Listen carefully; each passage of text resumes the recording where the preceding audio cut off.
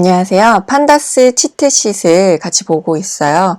그래서 지금 저희가 데이터 프레임도 만들고 리쉐이핑 데이터도 해보고 로우나 컬럼으로 데이터를 가져와 보기도 하고 그 다음에 데이터 요약해 보기도 하고 미싱 데이터 다뤄보기도 하고 새로운 컬럼을 만들어 보기도 하고 머지라든지 피봇이라든지 이런 것들을 사용을 해서 그룹 바이라든지 이런 거를 통해서 데이터를 다뤄보는 실습을 했었어요.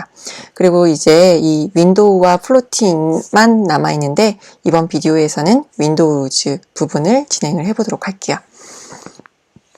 윈도우즈에 보면은 df 익스펜딩하고 롤링이라고 해서 두 가지가 나와 있어요. 이 윈도우즈에 나와 있는 이 두 개의 코드는 주로 시계열 분석에 많이 쓰이는 편이에요. 일단 제가 미리 주피터 노트북에다가 오늘 실습할 내용의 노트북을 만들어 놨는데요. 여기 그 해당 문서만 제가 링크를 해놨어요. 그래서 익스펜딩과 롤링 문서도 저희가 보면서 지난 비디오처럼 그 해당 문서도 보면서 진행을 하겠지만 이번에는 컴퓨테이션이라는 문서도 같이 보도록 할게요. 그 컴퓨테이셔널 툴스의 익스펜딩하고 롤링을 이해하기 쉬운 예제들이 있어서 이 문서를 먼저 보도록 할게요. 일단 검색을 해서 익스펜딩을 한번 찾아보도록 하고요. 그래서 윈도우 펑션에서 롤링하고 익스펜딩이라는 게 있다라고 되어 있어요. 그래서 일단 여기에 있는 이 시리즈 예제를 가져오도록 할게요. 이 시리즈 예제는 랜덤한 수를 2000년 1월 1일부터 1000일까지 생성을 하는 그 코드예요. 그래서 이걸 가지고 와서 그대로 복사를 해줄 텐데 이렇게 개행을 해주시고요. 그냥 불러오면은 판다스를 안 불러왔기 때문에 오류가 날 거예요. 그래서 import pandas spd로 불러오고요. 그 다음에 여기에서 numpy를 사용을 하고 있어요. np. 그래서 import numpy as np도 불러오도록 할게요. 그 다음에 이 시리즈 데이터를 생성을 하고요. 그리고 시리즈 데이터가 제대로 생성되었는지 확인을 해볼 텐데 지금 예제는 2000년으로 되어 있지만 2015년 정도로 바꾸도록 할게요. 그럼 2015년부터 17년까지 이렇게 데이터를 생성을 했어요. 그래서 최근 날짜로 그냥 바꿔봤어요. 그래서 이렇게 시리즈 데이터가 생성이 되었다. 그러면 이제 이 데이터를 가지고 롤링과 익스펜딩을 저희가 한번 보도록 할 텐데 일단 여기에서 s의 컴썸에서 누적 합을 구하기도 했어요. 그래서 s에다가 다시 이 누적 합을 더해서 넣어주도록 할게요. 이 랜덤한 값들이 들어가 있는데 이 랜덤한 값들 일단 어떤 값들이 처음에 있었는지 플로스로 그래프를 그려보도록 할게요. 일단 이렇게 치각화를 할 때는 매플라립 인라인을 해주지 않으면은 그 노트북 상에서 그래프가 표시가 되지 않아요. 그래서 매플라립 인라인으로 그래프가 표시되게 하고요. 그리고 기본적으로 그래프를 그리면 랜덤하게 생성했기 때문에 이런 식으로 랜덤하게 막 아무 숫자나 생성이 되어 있어요. 그래서 이 숫자를 다시 지우고 다 그냥 컴썸 더해줬어요. 그리고 s의 플롯 그려보도록 할게요. 그럼 이런 식으로 누적돼서 뭔가 그래프를 또 그렸어요. 그래서 s의 그 랜덤한 값들을 다 누적해서 더해줬다. 이렇게 보시면 되고요. 그래서 요 S 값들, 누적된 값을 더해준 거를 한번 그래프로 그려봤어요. 그래서 여기 롤링이라는 게 나오는데 요 롤링 한번 그 소스 코드를 그대로 실행을 해보도록 할게요. 그래서 여기 롤링 윈도우즈는 60으로 해주었고요. 그 다음에 여기 롤링이 생성된 거를 확인해 보고 그 다음에 롤링에서 탭키를 누르게 되면은 여러 가지 이런 메소드와 프로퍼티를 사용을 할 수가 있어요. 그래서 뭐 최소값, 최대값이라든지 다른 뭐 통계적인 수치라든지 이런 외도라든지 첨도라든지 그 다음에 4분의 수, 뭐 그 다음에 표준 편차 이렇게 다양하게 통계적인 값들을 적용을 해서 사용을 하실 수가 있는데요. 저는 그냥 평균으로 보도록 할게요. 그래서 여기에서 r.min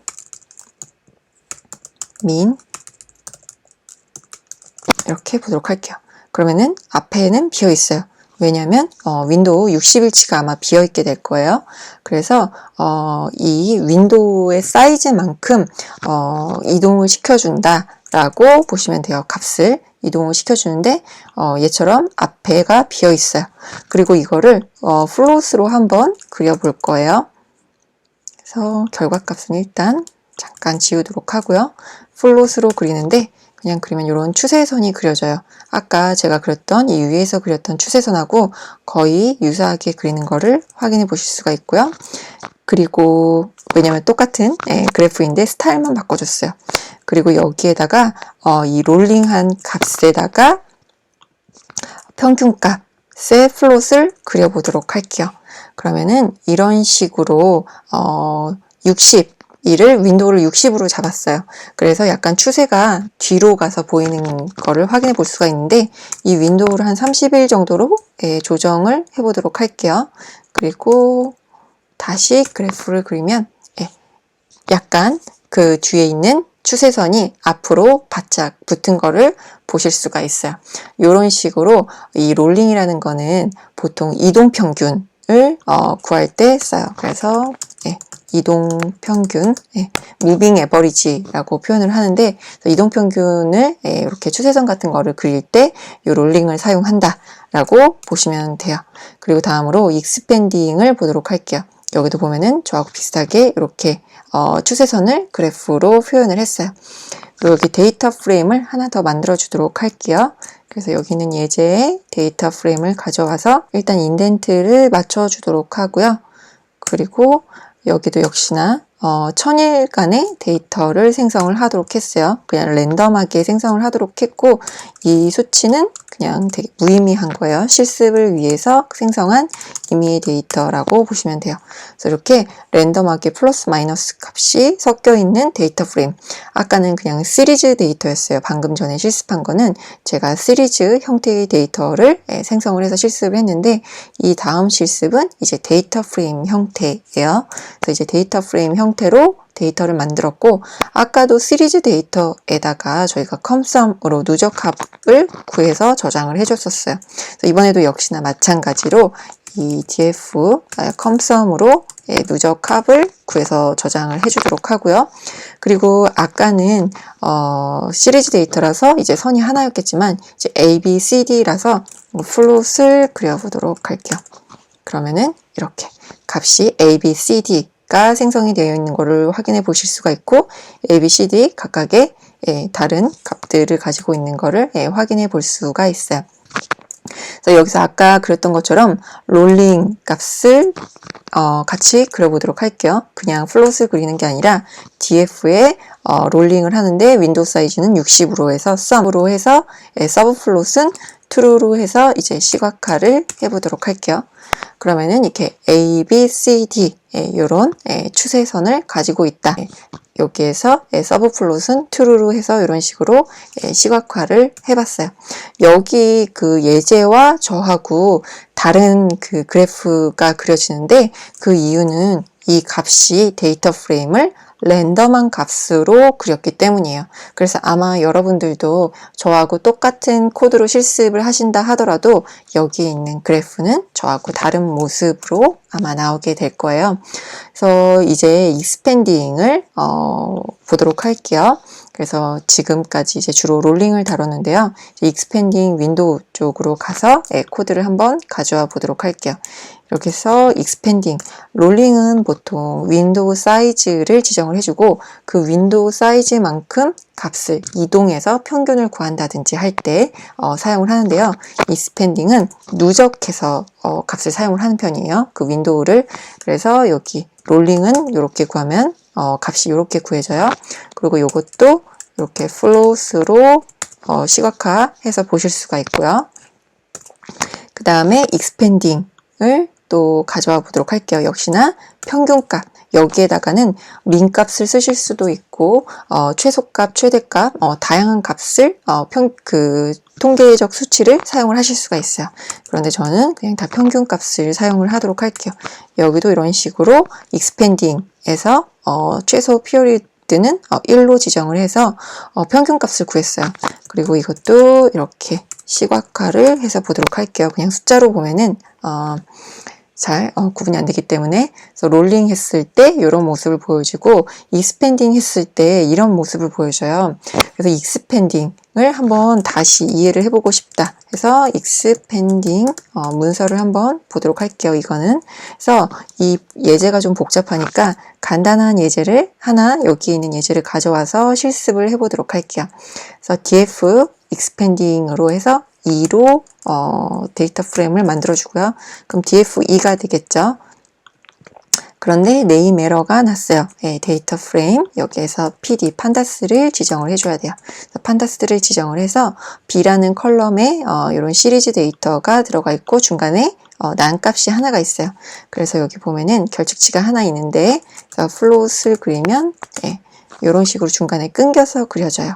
그래서 이거를 익스펜딩을 해보도록 할게요. 그래서 여기 df의 익스펜딩은 2의 sum을 해보도록 할게요. 그래서 sum을 해보게 되면은 이렇게 df2로 해야 되죠. 2로 제가 다시 만들어줬죠. 요거로 익스펜딩을 하게 되면은 누적 합계를 가지고 와요. 그래서 여기 보면은 처음에 0, 1, 2, 4인데 이거를 계속 0, 1, 2, 4를 누적해서 더해주면은 나중에는 값이 7이 돼요. 그래서 이거를 플롯으로 시각화 해보면 이런 식으로 시각화를 해서 보실 수도 있어요. 그리고 민, 평균값을 플롯을 그릴 수도 있고요. 맥스 값 이런 것들을 그릴 수도 있고요. 다시 민, 평균으로 플롯을 그리도록 할게요.